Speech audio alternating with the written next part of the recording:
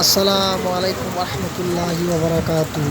আল্লাহর অশেষ রহমতে দীর্ঘ অনেক দিন গরম পড়ার পর আল্লাহর অশেষ রহমতে আমাদের মাঝে আল্লাহর বৃষ্টি দান করেছেন।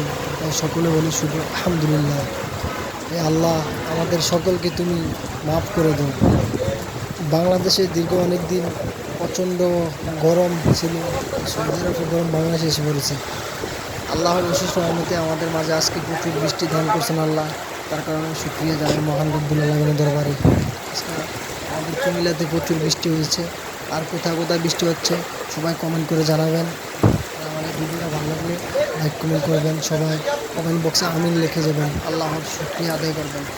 আসসালামু আলাইকুম রহমতুল্লাহি ওয়া বারাকাতুহু।